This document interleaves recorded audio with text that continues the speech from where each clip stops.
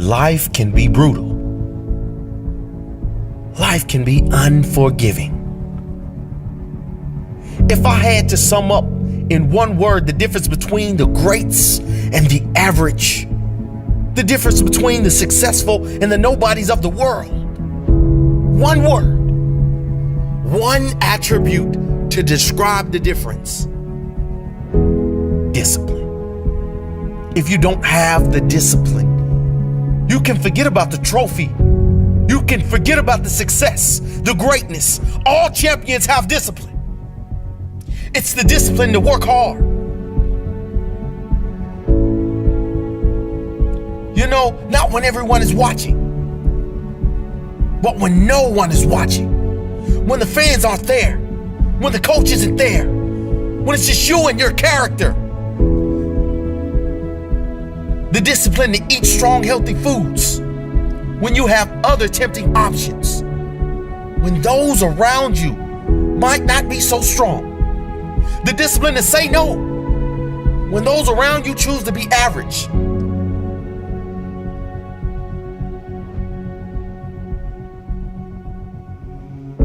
The discipline to keep going when it hurts. Because life doesn't give you what you want. It gives you what you deserve. And if you haven't worked for it, if you haven't sacrificed for it, if you haven't given your all, then you don't deserve it. And you won't get it. Push through the pain. On the other side is growth. When pain comes, that means it's time to show character. Show me your character. Remain disciplined. Stay strong. When it all seems hopeless, keep plugging away.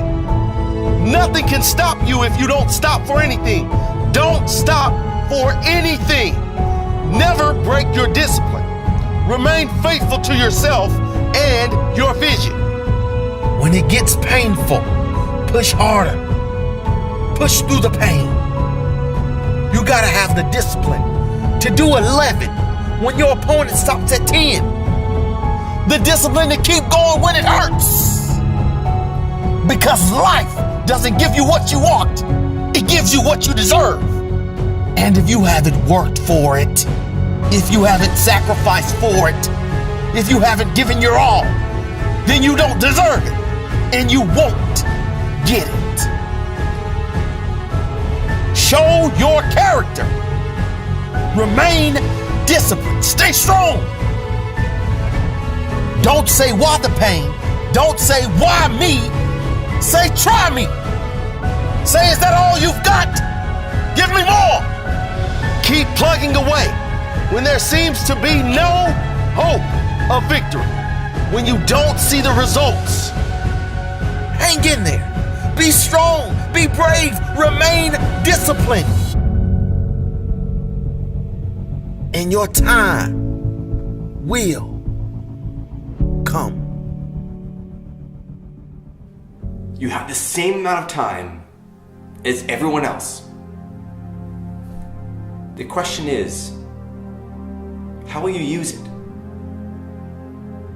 What if the goal was to grow you? Starting today, invest in yourself. Can you be the person who feels successful inside and out? Can you reach your highest potential? There is a place in life where your growth and the impact you can have on this world come together. We often get caught scanning the horizon, searching for what's next, and we forget to look at what's right now, which is you. That's the thing about this world. That's the thing about change. It will not slow down. It will keep spiraling and spiraling around you. Yet in the eye of that storm, if you let yourself recognize it, that's where you stand. I know the pressures of life will pull you. You know it too. So what if you focused on the thing that will not change? The core of who you are. Time is the great equalizer.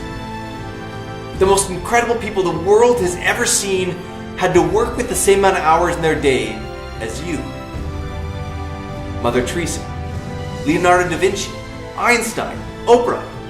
They shaped their life 1 minute at a time. So what if the minutes in your life were poured into the pursuits that allowed you to be at your best? So if you're ready, take on the challenge. Rise up and see yourself in new light. Focus on yourself. Not to be selfish. This doesn't mean the world is only about you. It's exactly the opposite. The world is waiting for you to level up. How can you use your life's work to do something special? Investing in yourself is not about pulling things closer to you. It's about pushing yourself to a higher threshold. That's how this works. You decide. You make the same decision a million times. Over and over again, you choose to grow. You choose to learn. You choose to push through the barriers you were creating for yourself. That is what's out there on the horizon. Moment by moment, choice by choice. Being the you know you can be. When I was young, I did not know who and what I wanted to be. And so I was influenced by the things that I seen with my eyes. And what I seen with my eyes is what I wanted to become.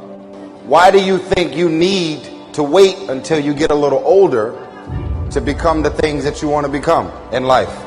The problem is not making money, because at some point we're all going to make some money. The problem is, what do you do when you make your money? Eventually we're going to get old, real old, and it's about you. It's about you. So this is what I want to leave you with.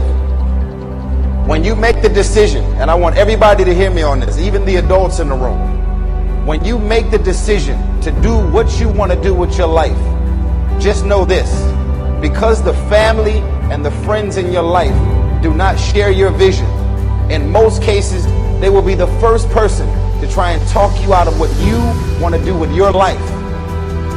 But know this: only those that can see the invisible can do the impossible. So because they don't see what you see, doesn't mean that you're supposed to settle and not do the things that God has sent you in your mind and your spirit. Because if you don't control pain, it'll control you. I am the greatest. We all have different talents. Some of you will be doctors, some lawyers, some scientists, some educators, some nurses, some preachers. The most selfish thing you can do in this world is help someone else. Why is it selfish? Because the gratification, the goodness that comes to you, the good feeling that I get from helping others, nothing's better than that. That's where the success is. True desire in the heart, that itch that you have, whatever it is you want to do, that thing that you want to do to help others and to grow and to make money, that desire, that itch, that's proof to you, sent beforehand already to indicate that it's yours. And anything you want good, you can have. So claim it. Work hard to get it. When you get it, reach back. Pull someone else up. Each one, teach one. I think the greatest of people that have ever been in society, they were never versions of someone else. They were themselves. It's the great tragedy.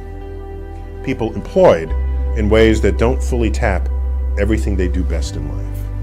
You don't think about Michael Jordan, the basketball player, and say, oh, he was just like this other player. No. You don't even say he was like this player plus that player divided by 2 plus this. No. He's Michael Jordan.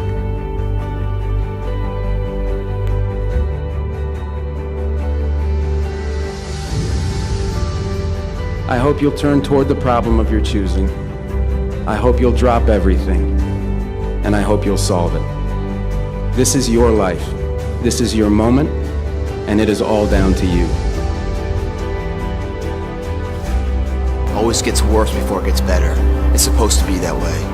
The journey you're embarking on here with MFT 28 is not an easy path. It's not for the ill-hearted or the weak-natured. It's for the strong people. And before you embark on this journey, mentally, you have to prepare yourself for it, knowing it's going to get worse before it gets better. When you embark this journey, you must know that it's going to go down before it comes up. But when it comes up, it's going to go so much higher than you've ever been. Sacrificing today for tomorrow's betterment. Sharpening your arsenal for perfection of what you can be. But if you didn't know that, mentally, you didn't prepare for that, you think something's wrong, maybe it's time to stop. No, it's time to move even further. You have to be equipped mentally to endure this process. Knowing what you're about to go into is step one. Knowing it's an uphill battle, but a winnable one and one that's achievable. And at the end of this race, guys, you're going to be more capable. The first step, guys, is knowing it's a tough road. But through that effort, builds the character of the person you want to be at the end. Accept that. How else do we stay on track? We document everything. To know where we are, guys, we must first know where we've been. Sisters and brothers, I have a dream today. Don't get caught up in, well, I've tried it 4 or 5 times and things didn't work out.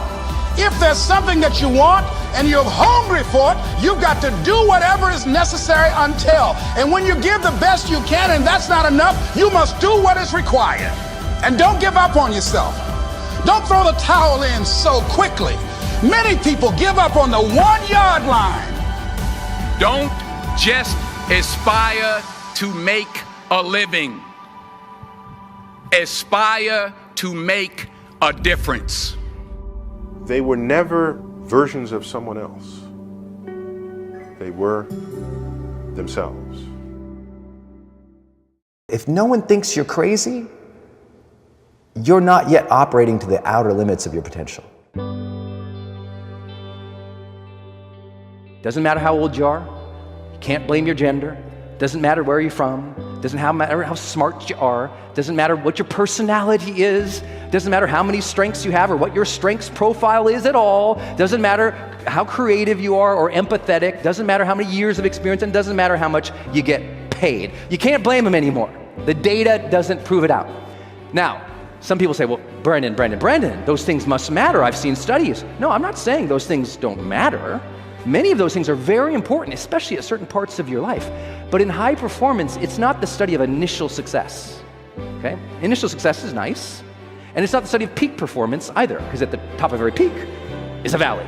I think people are tired of the ups and downs in life, and they want that steady path to growth. I'm a creator, but it's not what made me a high performer. There are a lot of people who are creative who can't organize their way out of a box. There's a lot of people who are also empathetic, deeply caring, but they can't get stuff done. There are a lot of people who are extroverted who also push away people. So we can't say that any of those things lead to long-term success. But when we get it right, everything changes. High performers are more successful than their peers in almost every category of measurement you could take, whether how much they earn, what they do, how far they succeed in their own industry, etc. They're also less stressed. More success only stresses you out when you don't have the habits to handle it. Don't fear success, get better habits. That's all. High performers are prolific in their field, no matter what that means. If they're a salesperson, it's more sales calls, right? If they're an artist, it's more paintings. If it's a musician, it's Beethoven, right? It's just cranking out the product that matters in your area of expertise. They work passionately, whether you pay them high or not, because they're driven by intrinsic motivations, the care, the passion, the art, the fulfillment of what they do. They're admired and they're adaptive. They change faster, they make decisions faster. They're happier than most people, they're healthier than most people, they get better grades, and they also feel appreciated about their work. There's no loneliness at the top. They feel like people appreciate them, understand how hard they work, and they feel rewarded for it. In other words, a lot of these people you might not initially like.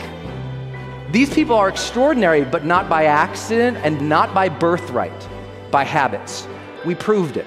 There's 11 effective habits that makes a person successful in general. But when we tried to bust it down and we said, look, can we prove that they're doing it on purpose? Can we watch it and observe it and track it and measure it? Can we change it? That's what malleable means. Is it trainable? Meaning, can they get better at it and we can show it? And does it work across domains? It works for you, your team, your brother, your sister, your mother, your grandparents, everybody that you, can it work across life? Is it universal, in other words, was our question. That broke it down then to only 6 habits, which I'll share with you now. The first one, seek clarity. High performers seek clarity before they do almost anything. They don't get clarity as if one day in life they wake up and everything's perfectly clear and they know exactly what to do. No, it's not get clarity, it's seek clarity. They are consistently seeking clarity more than anybody else. Many of you guys know I've been blessed to do some online courses with Oprah Winfrey. And one thing I love about her is every meeting she starts, her first question in all the meetings after, hi, how you doings, are what's our intention for this meeting? What's the intention for this meeting? Before the meeting starts, she wants to, not what's the agenda, who's talking about, what's the intention, what are we trying to do here? That's seeking clarity. We found that high performers look to the future more than the general population by over 70% in a positive frame. Meaning, they look to tomorrow and they say, who can I be? How do I want to interact with people? What skills do I need to develop? How do I want to serve? They're seeking clarity in those ways. And now, we all seek clarity. High performers do it more often. Common sense is not always common practice. And that's why so many potentially great people fail to ever reach their full potential. Common sense is not always common practice. High performers have made seeking clarity a common practice. They also generate tremendous amounts of energy by will. They generate energy. They fire themselves up. But it's not just generating energy by will. In every measure, mentally, emotionally, and physically, high performers peak out over the general population by almost 70%. They deal with stress 70% better. They're in better physical shape for their age. It's just like it's not by accident. They're generating the energy they need to serve in the world. They're not waiting for it. See, a power plant takes energy from one area, transforms it into a different form of energy, stores it, then transmits it. High performers do the same thing. They don't hope one day they're going to be satisfied. They make themselves feel satisfied. They don't hope to find peace after they've accomplished everything. As they're accomplishing, they're making themselves find peace. They don't have, wait for like Christmas to bring them joy. They, into each moment, bring the joy. They raise their sense of necessity. In one way, it means they have higher emotional commitment. They stoke necessity. Necessity means the difference between I should do it, I'd like to do it, versus I must do it. I know you guys are in personal development and you've heard this a million times. It's just that high performers do it every morning. They're aware of what must I do today to move the needle forward. They're very clear on what they really must do to progress, and they do it. And they do it because they've associated their internal identity with their external obligations. So they know my internal standards and values line up to make me go there. And they've set up their external life so that there's deadlines and duty to other people. It's why the military is so high performing. Duty, right? Internal standard, I'm a soldier. External standard, duty to my country. Identity, external, wham, together, then you have to do it. They do that on purpose, mentally. Start figuring out right now what we call PQO. PQO stands for prolific quality output. High performers have figured out what would make them not only effective, but sometimes wealthy, sometimes well-known, sometimes more well-respected, by figuring out what's the quality output that really matters, and then they go all in. It's the story of Steve Jobs coming back to Apple after he was fired and seeing over 20 product lines and saying, this is too much, cleared the decks and said, we're going to focus on these 5 things. That's it. That's what brought us the first iPod, then the iPhone, then the iPad, then the Mac Pro. Like all that build was because he came in, he cleared house and said, what is our PQO? And he didn't use that language, but that's essentially what we found all high performers actually do. They figure out what's the stuff that we need to produce the root of productivity is produce. So busy work is not the same as your life's work. You got to figure out your life's work. What is the things that you need to create that will shift and change everything and leave your legacy? High performers actively, consistently are seeking to develop influence with people, and they work so hard at it. They're very, very conscious of how they're impacting their kids, how they're impacting their friends, how they're impacting the world around them. They're doing it on purpose, too. They want to be role models. Think about anybody who's ever been influential in your life. Who's been the most positively influential person in your life for a moment? Think about that. And once you have that, I guarantee you, I can tell you exactly why they were influential, because our studies proved it out. What makes somebody influential, number one, I bet that person who made such a difference in your life, they taught you how to think. Influential people are telling you how to think about yourself sometimes, about your relationship sometimes, about how you contribute sometimes, how to think. Second thing they did, they challenged you. They challenged what you contributed, what you gave, what you were capable of. They said, you're better than this young woman, you're better than this young man, you got more in you, come on, let's go. They pushed, they challenged. And third, they role modeled the way. They role modeled the way for you, and that changed everything.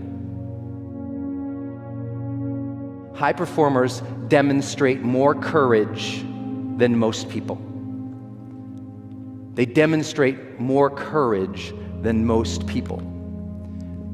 These 6 habits change everything. But this last piece is so highly correlated with high performance, you gotta get it. Demonstrating courage means it is time for you to tell your family what you really think, need, believe, dream of. Same with your team, same with your spouse. All the holding back of what you really want in life, in silence, there is suffering. High performers share what they really want of life. Because if you can't share it, you can't get it out there, you can't attract it, you can't move it. High performers deeply care about sharing what's true for them. And they're willing to step into uncertainty even when they don't know what to do. Maybe someone's going to reject you if you start your dream. No, likely somebody is going to reject you. But either you can look in the cave of uncertainty and go, I don't want to go in, I'm so scared. You go, what's this going to be like? And you wander in with a flashlight of curiosity. And you say, I wonder what this could be. And now your curiosity starts looking like courage. And everyone goes, wow, you got a lot of guts. And no, you're just being curious again.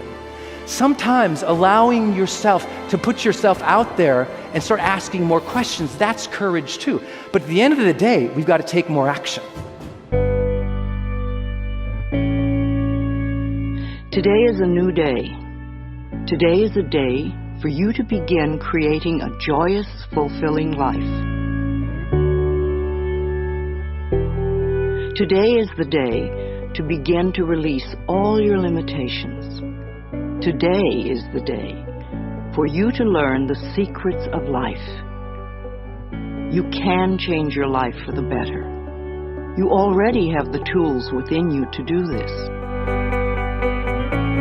Your first goal when you open up your eyes should be to focus on the things that ignite your spirit and bring you joy. I want you to focus on the things that you appreciate in your life, the things that you're grateful for. I don't care who it is or what it is. You control what's in your container. You control what you think about, what you choose to allow in. People don't want to hear the truth. Yeah. They don't want to deal with reality. Yeah. Why? Because it's too tough. Everyone has the ability to change the story. Everything that you guys want is outside your comfort zone. All the results, all the growth, your potential, who you really are, it's there waiting for you. But most people, they don't really want to grow. They don't really want to change. They don't really want the results. They only want it if it's easy, if it's comfortable, if it's within that realm of comfort. And they don't have to face their fears. They don't have to go through the stresses and the anxieties and overcome their limitations in life. And that's why most people will never have it. They'll never change. They'll stay the same. They'll never get the results that they really want. You can do more. That voice in your head, if you're the only one that hears it, is it real? You gotta make it, you gotta give it life, okay? You gotta give it a life. You got to hang with the right people, get mentored by the right people, study the right people, stay on the course, stay on the path, no matter how bad it is today.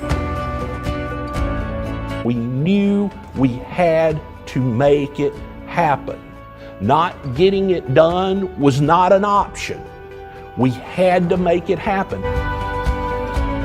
And we all have negative emotions, negative feelings. You have to make the choice.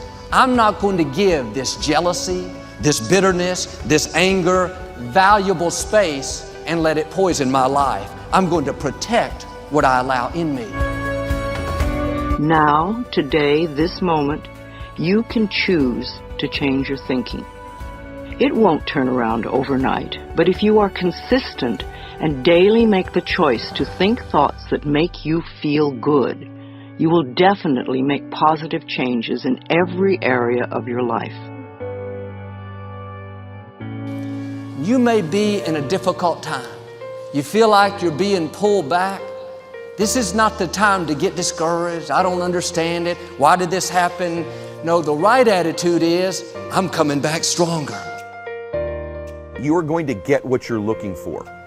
So if you're looking for success, you're looking for happiness, you're looking for prospects, you're looking for recruits or clients, I'm telling you, the more you're consciously looking for those things, you're going to see them. When you're looking to win, you're looking for victory.